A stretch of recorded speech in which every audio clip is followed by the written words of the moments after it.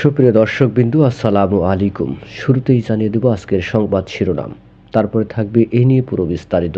ভারতের অবস্থা বাঘ ও শিয়ালের গল্পের মতোই হয়ে গেছে, মন্তব্য বাবু গয়েশ্বরচন্দ্র রায়। বিএনপির স্থায়ী কমিটির সদস্য বাবু গয়েশ্বরচন্দ্র রায় বলেন, আমাদের একটা পররাষ্ট্রনীতি আছে। আমরা বলেছি সব দেশের সঙ্গে আমাদের বন্ধুত্ব ছিল, কিন্তু কোনো প্রভুত্ব নয়। শুধু ভারতের সঙ্গে নয়, পুরো বিশ্বের সঙ্গে আমাদের পররাষ্ট্রনীতি থাকতে হবে। ছোট বড় দেশে বলে কোনো কথা নেই। ভারত যদি বাংলাদেশের মানুষের মনোভাব না বুঝে, তাহলে দুই দেশের সম্পর্ক হবে মুখোমুখি। তারা আজ নেপালের সঙ্গে বন্ধুত্ব হারিয়েছে, মালদ্বীপের সঙ্গে হারিয়েছে, এমনকি ভুটানের সঙ্গেও বন্ধুত্ব হারিয়েছে। পাকিস্তানের সঙ্গে সম্পর্ক অনেক আগেই হারিয়েছে, এখন আবার বাংলাদেশের সঙ্গে। তবে তাদের ভাবতে হবে দক্ষিণ এশিয়ার ভেতরে সব দেশগুলোর সঙ্গে সম্পর্ক হারিয়ে তারা কিভাবে চলবে। কোনো দেশই ভারতের সঙ্গে আপোষ করছে না। ভারতের অবস্থা এখন বাঘ ও শিয়ালের গল্পের মতোই হয়ে গেছে।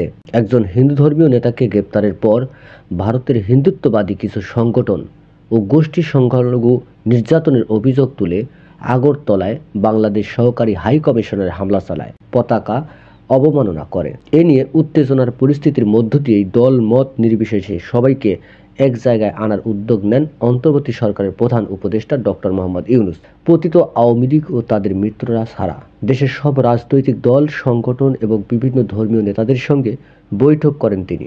প্রধান উপদেষ্টার ঐক্যের ডাকে বিএনপি সাড়া দিয়ে এখন মাঠে কর্মসূচি দিচ্ছে।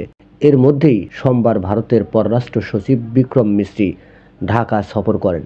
বিকেলে বাংলাদেশের পররাষ্ট্র উপদেষ্টা মোহাম্মদ তৌহিদ হোসেনের সঙ্গে সৌজন্য সাক্ষাতের পর ভারতের পররাষ্ট্র সচিব সাংবাদিকদের বলেন, ভারত বাংলাদেশের সঙ্গে গঠনমূলক ও ইতিবাচক সম্পর্ক গড়ে তুলতে চায়। এই জন্য দুই দেশের জনগণের স্বার্থে বাংলাদেশের অন্তর্বর্তী সরকারের সঙ্গে ঘনিষ্ঠভাবে কাজ করতে আগ্রহী দিল্লি। খোঁজ নিয়ে জানা গেছে, গত সংসদে নির্বাচনের আগ থেকে বিএনপি ভারত বিরোধী মনোভাব বাড়তে থাকে, কিন্তু এই ইস্যুতে কোনো কর্মসূচিতে যায়নি দলটি।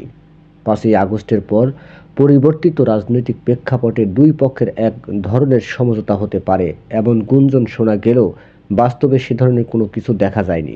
বিএনপির 3 সংগঠনের ভারতীয় দূতাবাস অভিমুখে পদযাত্রা ও স্মারকলিপি, লং মার্চ বিএনপির দেশটিকে একক ধরনের সতর্ক বার্তা চাইছে।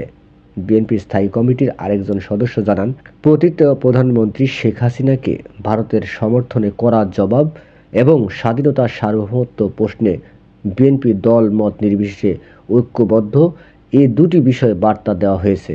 এসব কর্মসূচির মধ্য দিয়ে বিএনপি ভারত বিরোধী দৃঢ় অবস্থান জনগণ ও বিদেশিদের কাছে স্পষ্ট করছে। গণঅভ্যুত্থানে শেখ হাসিনা সরকারের পতনের পর থেকে বাংলাদেশের বিষয়ে ভারতের অব্যাহত নেতিবাচক আচরণ ও প্রতিক্রিয়ায় ভীষণ উদ্বিগ্ন হয়ে বিএনপি সাম্প্রতিক ঘটনাগুলো বিশ্লেষণ করছে।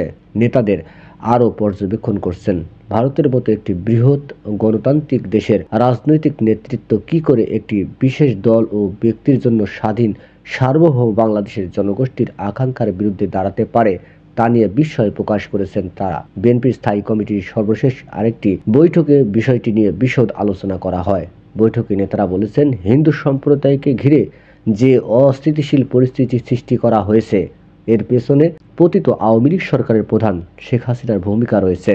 তার সঙ্গে যুক্ত হয়ে ভারতীয় কর্তৃপক্ষ বিভিন্নভাবে অস্থিরতা তৈরি করছে। নিউজটি সম্পূর্ণ দেখার জন্য সবাইকে ধন্যবাদ। বাংলা নিউজের পরবর্তী আপডেট পেতে আমাদের চ্যানেলটি সাবস্ক্রাইব করুন। নিউজটি ভালো লাগলে অবশ্যই লাইক, কমেন্ট, শেয়ার করে অন্যকে দেখার সুযোগ করে দিন। ধন্যবাদ।